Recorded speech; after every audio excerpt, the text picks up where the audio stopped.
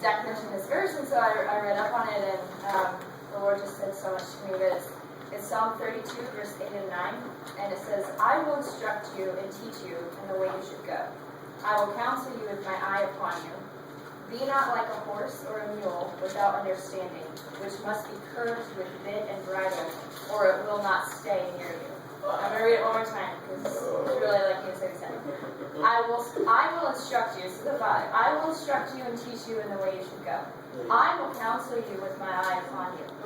Be not like a horse or a mule without understanding, which must be curbed with bit and bridle, or it will not stay near you. And in the midst of this lesson, he's talking about freedom versus control. And do you know that the Lord did not make you an animal? Like, we were not made to be carried around on a leash. And like, God's like, come on, like, this is what I want you to do, this is what I want you to do. And like, notice like the end of this, it says, or it will not stay near you. Like, just like what Zach was saying, like his friends that he lets go of their hand and they wander off. Like, God knows that if he were to control us, the second he's like, all right, I'm gonna see what you want to do, we just walk right off, you know, like, oh, can you just like see with me right now, like the Lord, the God of the universe, who is bigger than everything, who wants to indwell us, chooses not to control us. Like he gives us the Spirit without limit, and still does not control us. What restraint does he have to do that? Okay? And he's saying, I love the combination of these verses. He's saying, I will instruct you. He's not saying, I'm going to leave you to just go wander out. He's saying, I will instruct you and teach you. I will counsel you with my eye upon you. He wants to look over us like a child taking our first steps, that we're like, Daddy, am I doing it right? He doesn't want to be like, let me just yank you along because you can't do it, you know. And you guys, do you know that this is written in the Old Testament? They weren't under the grace yet. Like, this is the law. David is writing, saying that God, the law is not supposed to control them, for one thing, but also we're not even under the law. Like, we can read this and recognize that the Lord wants to set us free from being dragged on a leash. And there are people, like, I know because I grew up in religion. Like, I grew up with the leash. And I could talk for an hour about this. I gotta run now. But the Lord, the whole point of this is that God is not a God of control. Amen. And that a fruit of the Spirit is self-control.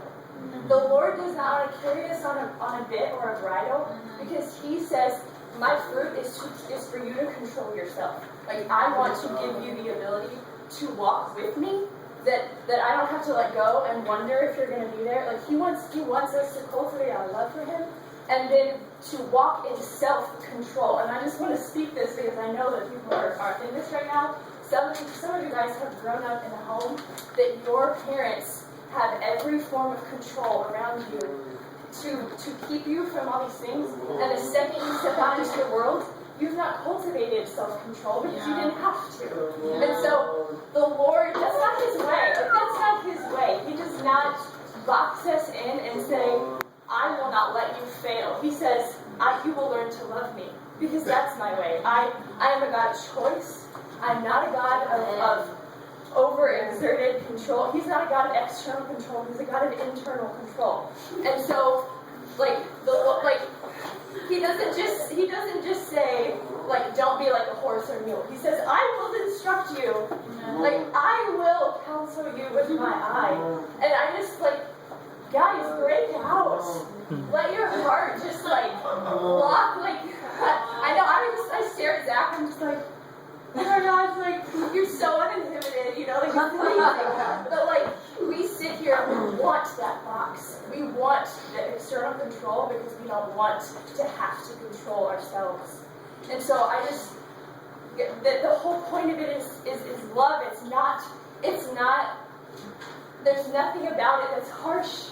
And so we want this outside, like, you know, like this barrier to keep us safe, because we're afraid of ourselves, so we're afraid that we can't walk in the Spirit, but God gives us the Spirit, guys. Amen. So, like, I was sitting there, and just listen, so last thing I was saying, but I was sitting there while Zach was praying, and I just saw in my mind a room full of people, like, all these Zachs, I'll use Zach as an example, because we all know Zach, but, like, all these Zachs that are, like, on fire. You know, there's people in this room, you get it, you're there, the Lord is erupting in your life, and then there's people who are absolutely frozen in a block of ice. Yeah. And you are just sitting there, and you're like, I don't know what to do. I don't know how to get out. Yeah. Let me tell you that there's people next to you that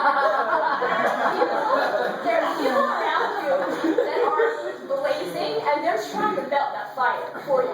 They're praying you into the Spirit, okay? And just like, it seems like a trap, but it's not a trap. Like, the Lord is there, and He wants you to just choose that self-control that is a fruit of the Spirit.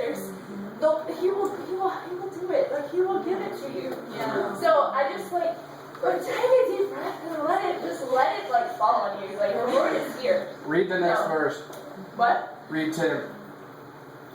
Many are the sorrows of the wicked, but steadfast love surrounds the one who trusts in the Lord. Let's go. Be glad in the Lord and rejoice, O righteous, and shout for joy, all you upright in heart. Let's go.